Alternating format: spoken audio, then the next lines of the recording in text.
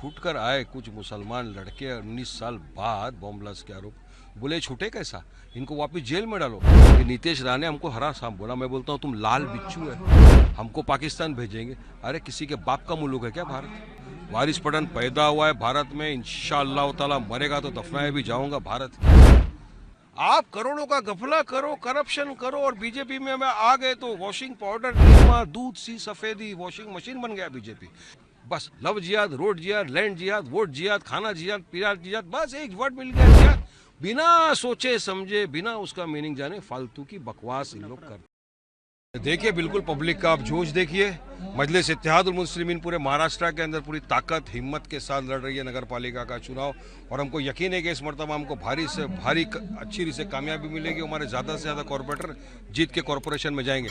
आप खुद देखिए लोगों के बीच में जज्बा है, जोश है, ये चाहते हैं कि मजलिस जीते, क्योंकि अब तक जो सत्ता में आए किसी ने धारावी के लिए कोई काम नहीं किया, ना मुंबई के लिए कोई काम किया। ये सिविक एम्यूनिटीज़ का चुनाव होता है, आप देखिए धारावी की हालत, गटर बह रहा है, नाले बह रहे हैं, बदबू, ना रास्ते बने ना कुछ नहीं, और ऊपर से यहाँ पे अडानी का अत्याचार चालू है। ये लोग मेरे को सब यही बोल रहे हैं, कितनों के अडानी ने घर को खा गया, कितनी मस्जिदों के इशू चल रहे हैं, तमाम इशूज या धारावी के अंदर आ गए। और यहाँ की जो मेन थी कांग्रेस की वर्षा जी, उन्होंने क्या काम किया? कुछ भी नहीं किया। वो तो बल्कि उन्होंने तो जब वो बेल पे छूट कर आए कुछ मुसलमान लड़के 19 साल बाद बॉम्ब ब्लास्ट के आरोप, बोले छूटे कैसा, इनको वापस जेल में डालो। और वहीं पर मालेगांव वाले छूट के आए तो उनके मुंह में दही जम गया था, नहीं बोले। दो मुहैया रवैया रखते हैं ना ये, और दिखाते सेकुलरिज्म। जनता जवाब देगी। दूसरी तरफ शिंदे साहब के खड़े शिवसेना के, ये वही शिवसेना है जिसने हमारे हुजूर की शान में जब गुस्ताखी की रामगिरी महाराज ने, इन्होंने उसका समर्थन दिया, तो कैसा उनको सपोर्ट करेंगे कोई?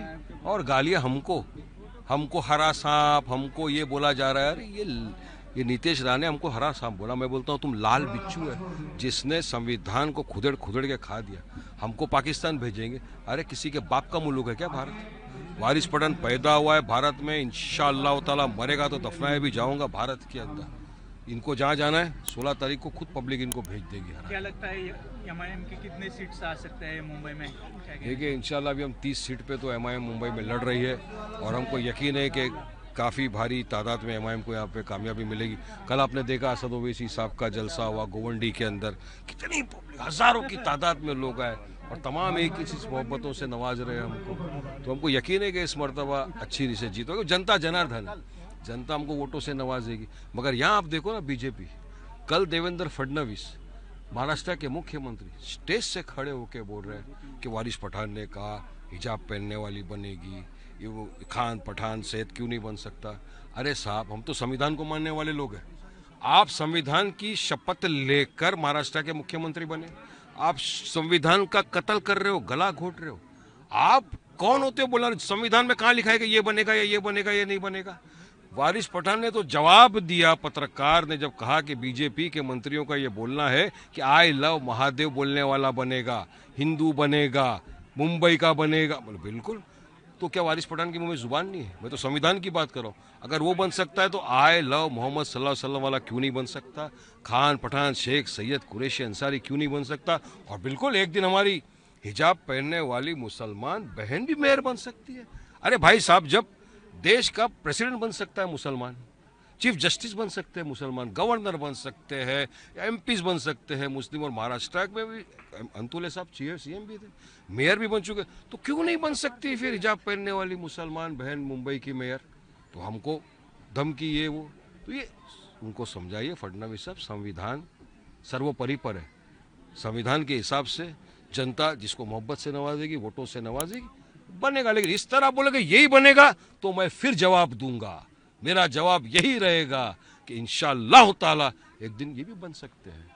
कहीं ना कहीं जो अजित पवार की एनसीपी है वो महायुति से बाहर आ चुकी है, और नवाब मलिक भी लोकल बॉडी के हेड है, तो वो भी लड़ रही है, कहीं ना कहीं माइनॉरिटी को अट्रैक्ट करने के लिए बाहर आई है। क्या लगता है, उसको लेकर क्या कहना चाहेंगे? देखिए साहब, कौन किसके साथ है अब तक तो ये समझ में नहीं आ रहा है। कल अजित पवार ने कहा मैंने 70,000 करोड़ का घपला किया, फिर भी आज मैं बीजेपी के साथ हूँ। मतलब आप करोड़ों का घपला करो, करप्शन करो, और बीजेपी में आ गए तो वॉशिंग पाउडर, निरमा, दूध सी सफेदी, वॉशिंग मशीन बन गया बीजेपी। यही मोदी जी थे जिन्होंने मंच से खड़े होकर कहा था कि अजीत दादा ने 30,000 करोड़ 70,000 करोड़ का घपला कर दिया। वही 2-3 महीने में अजीत पवार जाके मोदी के पास गोद में जाके बैठ गए, धुल गए साफ। यही देवेंद्र फडणवीस जी ने कहा था कि हम सत्ता में आएंगे तो अजीत दादा को जेल में डालेंगे, इन जेल अजीत दादा पिसिंग चक्की, पिसिंग एंड पिसिंग एंड पिसिंग बोला था ना। अब क्या हो गया, आप और अजीत दादा दोनों बैठकर तो मलाई जैम खाइंग खाइंग खाइंग हो गया। अब तो कुछ नहीं, क्या एक्शन लेंगे आप इनके खिलाफ? क्यों कोई बात नहीं करता अजीत दादा के खिलाफ? करप्शन को तो खत्म करना है ना। तो कल को कोई भी करप्शन करेगा, कोई का बीजेपी में आएगा, वॉशिंग मशीन से धुल जाएगा। तो लो एक्शन, फिर अगर ताकत है, हिम्मत है, करके दिखाओ। मोहन भागवत जी का एक बयान आया है, लव जिहाद के ऊपर उन्होंने टिप्पणी की है, किस तरह से देखते हैं उनके उस बयान को? देखिए, सबसे पहले तो इनको लव जिहाद का मतलब पूछिए क्या है। जिहाद का मतलब भी नहीं मालूम इनको, बोले डिफाइन करो लव जिहाद का मतलब क्या होता है, इनको नहीं पता। हजारों केस हो गए लव जिहाद के। आप बताओ मुझे कौन से स्टेट में कितने हुए लव जिहाद के केस, बताइए हमको, बताओ। इनके पास डेटा नहीं है। अरे इन्हीं के मंत्री महाराष्ट्र में खड़े होकर बोले हजारों केस लव जिहाद के हो गए। खोदा पहाड़ निकला चूहा कुछ नहीं निकला। ये लोग सांसद के अंदर बहस करने के लिए तैयार नहीं है। और इतना ही नहीं, एक अगर 18-19 साल का लड़का या लड़की जिसको कानूनी इजाज़त देता है कि वो अपनी मनपसंद से प्यार करे, शादी करे, ये कौन होते हैं उसको रोकने वाले? कानूनी अगर कोई कर रहा है। अब क्या बीजेपी के ही कितने मंत्री है जिन्होंने इंटरकास्ट मैरिज की है, मुसलमानों के नॉन मुस्लिम से शादी की है? कितने सुपरस्टार्स है जिन्होंने मुसलमान होते हुए नॉन मुस्लिम लड़की से शादी की है? तो क्या ये सब जिहाद था? ये सब लव जिहाद है? तो ये इंटरकास्ट मैरिज को बस लव जिहाद, रोड जिहाद, लैंड जिहाद, वोट जिहाद, खाना जिहाद, पीरा जिहाद, बस एक वर्ड मिल गया जिहाद। बिना सोचे समझे, बिना उसका मीनिंग जाने फालतू की बकवास इन लोग करते हैं और कुछ नहीं। देश में सिर्फ नफरत फैलाना है, मोहब्बत को खत्म करना है, ध्रुवीकरण करना है, संविधान का गला घोटना है और लोगों का ध्यान भटकाना है। इसलिए हर आए दिन मुसलमानों को टारगेट करके इस तरह अनाप शनाप बकवास करते हैं।